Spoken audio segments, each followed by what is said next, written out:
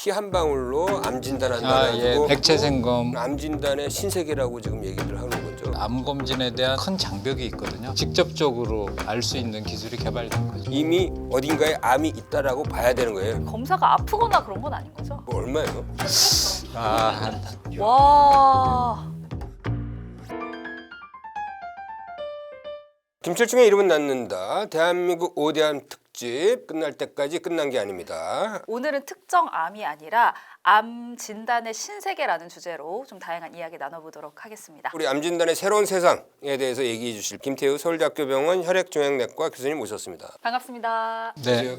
안녕하십니까. 서울대병원 혈액종양내과 김태유 교수입니다. 반갑습니다. 우리 교수님이 지금 현재 대한암학회 이사장도 맡고 계시죠? 예, 국내에 이 암이 들어가 있는 학회가 한 25개 됩니다. 뭐 위암학회, 폐암학회 이런 식으로. 대한암학회는 그런 암학회 가장 모 학회가 되는 학회고요. 그래서 암 관련 뭐 기초 연구자, 중개 연구자, 또 임상, 저 같은 임상 의사들이 다 같이 하는 가장 큰 학회고요. 마침 또 올해로 암학회 50주년이 되는 또 의미 깊은 해입니다. 우리 교수님 주로 어떤 환자 보시죠? 혈액 질환과 이제 암 쪽을 보는 게 혈액종양내과고요. 이제 그 중에서 대장암, 뭐 유방암 쪽에 대한 항암 치료, 신약 임상, 유전자 검사에 대한 그런 거를 이제 주로 하고 있습니다. 그러니까 저희가 대장암 편, 유방암 편 굉장히 또 많은 분들이 성원을 보내주셨는데 혹시 저희 방송도 좀 보셨나요? 예, 진료실에서 못다한 얘기 이런 게 많이 나오는 것 같아서 아마 관심 있으신 분들한테 많이 도움이 될 것 같다고 생각했고요. 교수님이 이제 의사생활 시작할 때만 해도 암 치료하는 종양내과에 사람들이 관심이 적었단 말이죠. 네네. 예. 그때 암 치료에 뛰어든 계기가 있었나요? 미국 하버드에 이제 데나파버 암연구소라고 있어요. 2년간 공부를 하러 가게 됐고 이제 그때 제 미국 지도 교수님이죠. 윌리엄 켈린이라는 분. 이분이 이제 2019년에 노벨 의학상 받으셨어요. 칠판에다가 써주면서 항암제를 안 쓰고도 암세포를 죽일 수 있다. 그때 이미 얘기를 하신 거예요? 네, 예. 그때만 해도 한국에서 그런 표적 치료제 컨셉이 전혀 없었죠. 귀국해서 아까 물어보셨는데 처음에는 폐암 환자를 많이 봤어요. 2002년인가 이제 이레사라는 표적 치료제가 개발해서 전 세계 이제 말기 폐암 환자를 대상으로 임상 실험을 했거든요. 차이가 없게 나왔어요. 그래서 이제 실패한 임상이 됐는데 우리나라 폐암 환자들도 이제 그런 임상을 하니까 그 약을 무료로 받는 프로그램이 있었어요. 그래서 저희 환자도 한 100명 정도 치료했는데 일부 환자는 한 달 전에 이제 폐가 하얗게 돼서 숨차서 하던 분이 먹는 약 드시고 한 달 후에 외래 오는데 환자분이 걸어서 들어오셨어요. 와, 약을 먹었을 뿐인데. 네네. 왜 임상시험은 차이가 없다고 나왔을까? 그 원인을 찾아봤더니 그 유전자에 특정 변이가 있는 일부 환자들만 그 약에 효과가 있었던 거죠. 표적 치료제의 표적이 되는 변이를 알게 된 거죠. 그러니까 표적 치료제가 생기고 나서는 암 생존율도 굉장히 유의미하게 좋아졌을 것 좋아졌죠. 같아요. 이제 암종마다 조금 차이는 있는데요. 4기암, 폐암 환자 한 6개월 정도에서 지금 한 24개월 이상이니까 뭐 한 4배 이상 증가됐죠. 그래서 표적 치료제가 개발된 암들은 분명히 생존 기간이 증가됐습니다. 이게 이제 표적 치료제라는 게 약 1년 반에서 2년 있으면 내성이 내성, 생기는 거예요? 예. 내성이 왜 생기는 거예요, 도대체? 암세포는 생존하기 위한 다양한 그 이제 자구책이 있거든요. 원래는 어떤 돌연변이가 있어서 그 부위를 억제하는 약을 써서 효과가 있었는데 그 옆에 또 다른 돌연변이가 생기면서 이제 활성화되는 거예요. 그러니까 결국 그게 유전자 변이를 일으키는 건가요? 그렇죠. 근데 어떤 환자는 변이가 안 일어나기도 하고 어떤 환자는 변이가 일어나는 거잖아요. 그렇죠. 그 어떤 기준이 있나요? 그거는 그 암이 갖는 특성인 것 같아요. 비흡연자 폐암이 많거든요. 우리나라 이제 여성이고. 근데 그런 분들은 돌연변이를 많이 갖고 있어요. 그렇게 이제 여러 가지 환경에 따라서 그런 거는 결정되는 것 같습니다. 이제 문제는 일반인들이 생각하시는 것처럼 표적과 표적 치료제가 그렇게 많지 않습니다. 현재 보면은 유전자 변이는 한 30개 정도, 그다음에 그걸 타겟으로 하는 약은 한 100개 정도 현재 개발돼 있는 게 현 상황이거든요. 전체 암 환자들의 몇 프로일까요? 이 정도. 20% 정도 찾거든요. 그러니까 아직 80% 환자들은 아직 좀 그런 솔루션이 없는 경우가 많고 대장암에도 좀 있는 거죠, 대장암에도. 대장암에서는 한 35% 정도가 표적 치료제를 쓰고 있죠. 유방암 같은 경우에도 좀 많이 활용되지 않나요? 유방암은 유방암이 제일 잘 되는 것 같아요. 잘 돼 있죠. 여성 호르몬 그 이제 수용체라는 좋은 타겟이 있어서 이제 거기에 맞춰서 호르몬제를 쓰고 하면은 이제 경과가 좋죠. 그러니까 유전자 변이가 일어나지 않는 게 또 중요할 것 같은데 뭐 생활 습관이나 뭐 세균 뭐 이런 것들 때문에 유전자 변이가 일어난다 이런 얘기도 있더라고요. 예, 암은 결국 유전자, 복합적인 유전자 질환이 축적되면서 생기는 거니까 암은 유전자 변이가 없을 수가 없거든요. 이제 여러분들 뭐 잘 아시는 발암 물질이라는 게 결국 유전자 변이를 일으키는 약들이거든요. 케미칼들, 뭐 흡연과 관련된 것들, 뭐 도처의 발암물질이야. 도처. 그러면 선생님이 보시기에 이것만큼은 꼭 피해야 된다. 암을 예방하기 위해서. 흡연, 흡연. 그 다음에 잘못된 식생활, 태워 먹는 거, 과도한 칼로리 이런 거 다 DNA 데미지, 산화 데미지를 일으켜서 안 좋은 거 돼 있고요. 또 이제 너무 비만한 거, 운동하고 비만한 거의 문제고, 그다음에 네 번째가 이제 스트레스. 항상 네 가지를 어렵지만 잘 지키는 게 사실은 좋죠. 그 이런 유전자 변이가 어떤 이유로든지 일어나고 물론 암마다 다르겠지만 이게 몇 년 후면은 눈에 보이는 1cm, 2cm로 보일까요? 그거는 대장암에서 보통 한 20년 정도 봅니다. 예, 20년이면 그래도 꽤 긴 거 아닌가요? 그렇죠. 그래서 이제 암이 제일 많이 증가되는 게 50대부터잖아요. 그리고 50대부터 생기는 암은 20, 30대부터의 잘못된 습관이 축적돼서 생기는 거거든요. 그러니까 유전자 검사를 하는 게 좀 예방적인 차원에서도 굉장히 도움이 될 것 같다는 생각이 들어서 저도 한번 해보고 싶은데 가족력이 없거나 뭐 그러면은 굳이 하실 필요는 없어요. 혹시 내 몸에 혹시 숨어 있는 유전자 변이가 없나? 이걸 한번 궁금해요. 찾아보겠다는 거잖아요. 너무 궁금해요. 크게 두 가지 측면이 있어요. 이제 그 생식세포라 그래서 난자정자 있죠. 유전되는 정보는 생식세포에만 있거든요. 혹시 가족력이 있고 그래서 있을까? 뭐 그런 게 걱정되면은 그 정상세포 중에 생식세포에서 온 유전자 변이를 찾으시면 되고, 그 다음에 이제 일반적으로 많이 하는 암 이렇게 예측 유전자 검사 이런 거 있거든요. 일반인들이 그냥 의사 처방 없이 할 수 있는 유전자 그렇죠. 검사 DTC라고 해서 뭐 탈모, 우울증, 또 비만 그거는 자기가 관심 있으면은 그냥 해보면 되는 거예요. 해보셨어요, 기자님? 풀 유전자 검사를 한번 해봐요. 전장 유전자 검사. 어떻게 나오던가요, 결과가? 알코올성 간질환으로 강하다. 어, 내 이럴 줄 알았어. 대신에 심장 질환은 취약하다. 어, 하도 오래전에 했는데 이게 사실 유전자 변이라는 게 좀 데이터가 쌓여서 이게 예, 이렇게 보였을 때 이런 병이 많았기 때문에 연관성이 있을 거다 추정하지 과학적으로 그거를 인과관계를 설명할 수 있는 계속 데이터는 업데이트해서 이제 그 빅데이터가 그래서 이제 나오는 거죠. 저도 한번 해보고 싶다는 생각이 드는데 이 검사가 아프거나 그런 건 아닌 거죠? 이건 그냥 간단히 뭐 혈액이나 뭐 이런 거 채취해서 예. 그거는 이제 일반인들이 하는 검사고. 근데 이제 한국인에게 많은 유전자 변이를 다 모아서 키트화 시켜가지고 그게 단일 염기 다형성 어레이라 그래서 이제 나와 있는 거죠. 그거를 해보고 싶은 환자들은 누군가요? 아버지가 암이 있거나 가족력이 뭐 있는 경우. 있거나. 아니요, 그러니까 제가 말씀드린 대로 이제 가족력이 있는 분은 생식세포 유전자 변이에 대해서 그냥 혈액을 뽑아서 거기에 대한 거를 보면 됩니다. 그런 거 이외에 단일 염기 다형성 그렇게 아까 스닙 같은 그런 것들은 말씀드린 것처럼 연관성을 예측을 하는 거지 과학적 근거가 없어서 뭐 저는 개인적으로 별로 신뢰를 하지 시작하고 않습니다. 있잖아요. 건강검진센터에서 한국인의 암 유전자 변이 70개를 찾아줍니다. 뭐 이런 식으로 이제 암과 관련돼서는 그 암의 발생과 이 유전자 변이가 과학적으로 연관이 있어야지 설명할 수 있는데 그런 연관성은 거의 없기 때문에 그거보다는 이제는 기술이 진일보해서 암세포가 만약 몸에 있다면은 암세포가 갖고 있는 유전자를 탐지할 수 있는 기술이 개발됐거든요. 지금까지 그 예측도나 그거는 정상세포를 갖고 추론하는 건데 이거는 몸에 만약 암세포가 있다면 암세포의 DNA를 직접 탐지하는 거는 그런 기술이 개발됐기 때문에 이제 직접적으로 알 수 있는 기술이 개발된 거죠. 그 말씀하신 게 이제 액체 생검이고 액체 생검. 이게 새로운 암 진단의 신세계라고 지금 얘기를 하는 거죠. 어떤 유전자 변이가 있는지를 보고 거기에 맞춰서 치료하는 게 이제 정밀 의료의 핵심이거든요.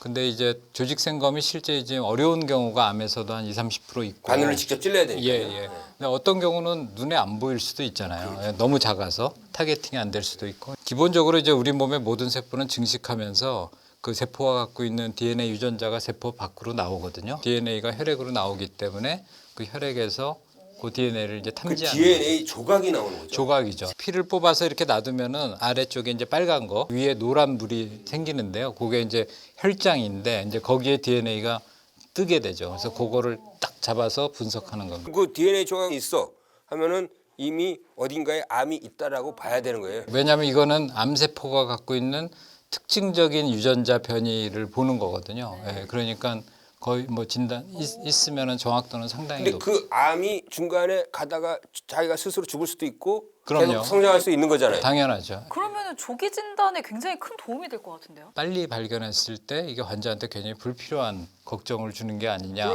내 몸에 지금 암세포 있대. 저는 개인적으로 그런 경우에 알아서 좀 걱정하는 거하고 안 하고 있다가 나중에 날벼락 맞는 것보다는 전자가 저는 훨씬 좋다고 생각하고요.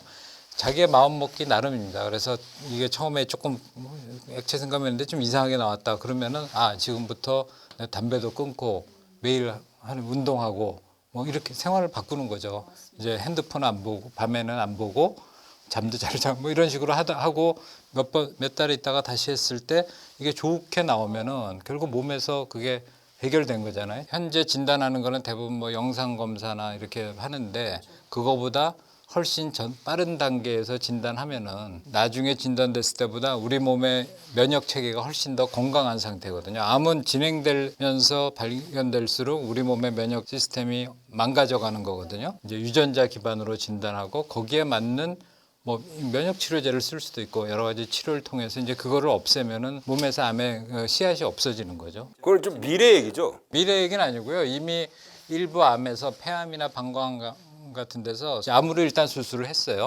수술을 하고 나서 검사했는데 사진엔 전혀 없어요. 안 나타나는데 이제 미세 잔존암이라 그래서 그런 암세포의 DNA 조각이 남아 있는 거 있을 수 있거든요. 그거를 혈액으로 탐지하면은 이제 이거는 방광암에서 나온 데이터인데 면역 치료제를 일정 기간 한 3개월 정도 뭐 해줘요. 그게 없어진 사람들은 남아 있는 사람하고 비교했을 때 이제 재발률이 현격하게 차이가 나는 거죠. 이거 췌장에서 온 것 같다, 폐에서 온 것 같다. 현재 기술로 이걸 알 수가 있나요?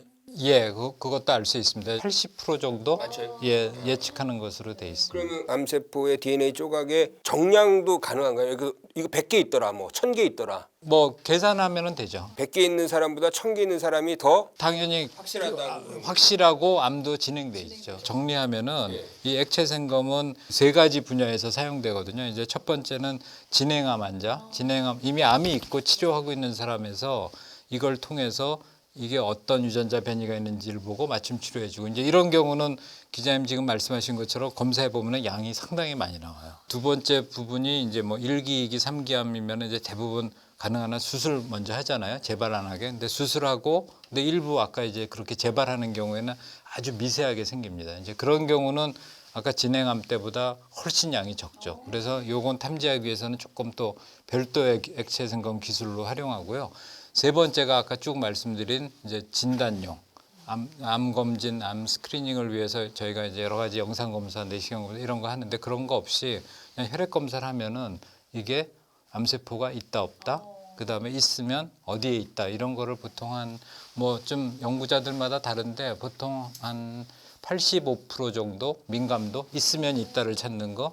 특이도가 한 95%, 없으면 없다를 찾는 게 한 95% 그런 정도고요. 이제 이 정도 성능은 지금 암 스크리닝에서 우리가 보편적으로 많이 쓰는 뭐 내시경, 유방치료술의 그런 민감도, 특이도하고 거의 비슷한 성적입니다. 현재로서는 그 이제 액체생검 그 세 분야에 쓰고 있는 거네요. 그렇죠. 예. 우리 이제 그 코로나 시대를 겪으면서 이제 PCR 많이 했잖아요. 근데 이제 코로나를 앓고 나서 PCR 검사했더니 계속 양성이 나오는 거예요. 아직 안 났다라고 생각했는데 알고 봤더니 이 죽은 DNA 조각이 계속 돌아다녀서 PCR 양성으로 나오니까 이 사람은 그냥 퇴원시켜도 된다라고 했잖아요. 혹시 이것도 DNA 조각이지만 사실 죽은 게 돌아다닐 수도 있는 거 아닌가요? 반감기가 있어요. 일정 시간이 지나면 이거는 이제 없어지는 거죠. 반감기가 보통 한 1시간, 2시간 미만인 걸로. 그러니까 양성이라는 거는 그래도 그 안에서 반감기 안에서 돌아다니는 거는 예, 계속 증식하는 뭔가 소스가 있으니까 나오는 거죠. 그 몇 년 전에요. 그 미국 실리콘밸리에서 왜 피 한 방울로 암 진단한다 가지고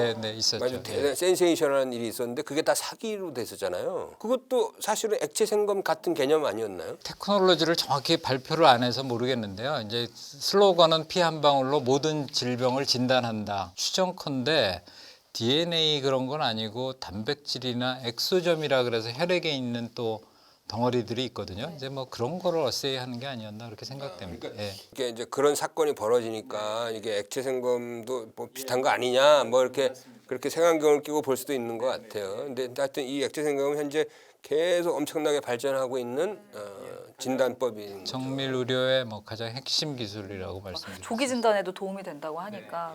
그 액체 생검이라고 한 이유는 피뿐만 아니라 뭐 척수액이라든지 소변에서도 똑같이 검사 DNA 조각을 발견할 수 있나 보죠. 우리 몸에 있는 모든 체액, 세포하고 인접한 모든 체액으로 나오기 때문에 그래서 이제 혈액이 제일 많고 비뇨기계 이쪽은 소변 쪽, 뇌 쪽, 신경계 쪽은 이제 뇌척수액이라 그래서 그 이제 등 쪽으로 흐르는 물이 있거든요. 그 요즘 그 암 환자 대상으로 대학병원에서는 이거를 계속 이제 검사를 내기 시작하고 있는 거죠. 예, 그러니까 진행성 암에 대해서 어떤 치료할 건지 뭐 이런 거를 하는 거는 이미 지금 국내 큰 대학병원에서는 다 사용되고 있습니다. 발전하고 있는 건 굉장히 반가운 일인데 사실 현실적으로 비용을 생각했을 때 좀 부담이 되지 않을까 이런 걱정도 그래, 되거든요. 이거 얼마예요? 그러니까 조직생검해서 NGS 하는 거하고 액체생검 NGS는 뭐 비용은 똑같거든요. NGS라는 게 이제 유전자 검사하는 거. 그러니까 비용은 똑같고 우리나라는 진행성암에서 하는 거는 이제 국가에서 보험으로 규정해서 150만 원으로 이렇게 정해져 있고요.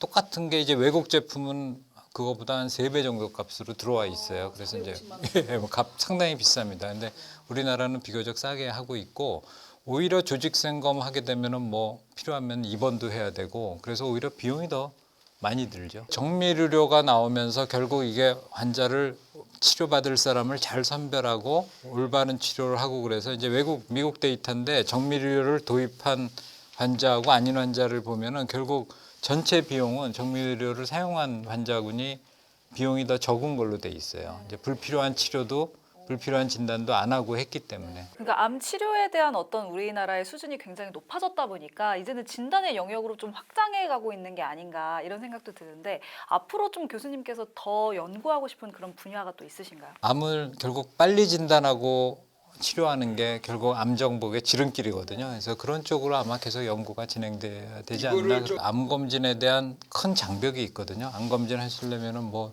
일단 예약해야 되고 방사선 노출 이런 거 있고 뭐 대장 내시경 준비도 해야 되고 비용도 비싸고 액체 생검을 이용해서 스크리닝하는 거는 그 장벽을 낮추는 거거든요. 그다음에 그 일반 암 스크리닝 검사는 뭐 1년에 2번, 3번 할 수 없잖아요. 뭐 1년에 한 번, 2년에 한 번 이렇게 하는데 이 혈액으로 하는 거는 사실 뭐 마음만 먹으면 매달 할 수도 있고 그래서 수시로 하면서 자기 몸을 관리할 수 있기 때문에 이제 그런 측면에서 아마 암 스크리닝의 좀 기존 관념을 바꾸고 좀 액세시빌리티를 좀 높이는 쪽으로 가서 그게 결국은 궁극적으로 암에 대한 그 조기 진단에 쪽으로 많이 드라이브하지 않을까 그렇게 생각하고 있습니다. 고령화되면서 75세, 80세 넘으신 이제 저희 부모님들 걱정된다고 암 검진 검사하는 것 자체가 또 스트레스거든요. 그런 경우도 이런 검사가 도움될 수 있고 아니면 인터벌 캔서라는 게 있습니다. 이제 검진 사이에 그 암으로 발견되는 경우가 비일비재하거든요. 그래서 이제 환자분들이 오셔서 막 항의하는 경우도 많고 중간에 쉽게 할 수 있는 스크리닝 검사로 쓸 수 있고 그래서 이게 뭐 이거 하면은 기존의 암 스크리닝 검사 필요 없다 이런 게 아니고 여러 가지 기술을 같이 활용해서 어쨌거나 암 조기 진단의 가능성을 더 높이자 뭐 이런 걸로 이해해 주시면 될 것 같아요. 이 방식을 이용해서 다른 질병 어차피 그것도 DNA를 찾아내는 거니까 할 수 있지 않을까요? 할 수 있죠. 치매도 혹시 할 수 있나요? 이미 치매에 대한 연구가 이제 시작되고 있죠. 예. 우리가 모르고 있던 거를 이제 새로 알게 됨으로써 암 진단과 치료의 새로운 세상이 열린다고 저는 느껴져요. 우리 구독자분들께 마지막으로 전하고 싶은 말씀 있으시다면? 저희가 이제 암정복이라는 말을 많이 쓰는데 암은 결국 빨리 진단하고 할수록 그만큼 이제 생존 기간도 증가되고 이제 암정복의 목표를 달성할 수 있기 때문에 이제 뭐 오늘 소개해드린 액체 생검 기술 이런 것들을 통해서 앞으로 저희가 이제 암에 대한 공포를 조금 더 줄이면서 이제 사실 수 있을 것으로 생각됩니다. 암정복은 조기 진단. 그렇죠. 조기 진단과 많이 개발된 좋은 약들을 잘 혼용하면은 뭐 지금보다 훨씬 더 성적은 좋아지실 것으로 생각합니다. 예. 자, 오늘 김태우 서울대학교병원 혈액정형내과 교수이자 대한암학회 이사님과 함께 암 진단의 새로운 세상을 주제로 이야기 나눴습니다. 네, 저희는 다음 주부터 더 다양한 질병들에 대해서 이러면 낫는 방법들로 또 찾아오도록 하겠습니다. 고맙습니다. 감사합니다. 예.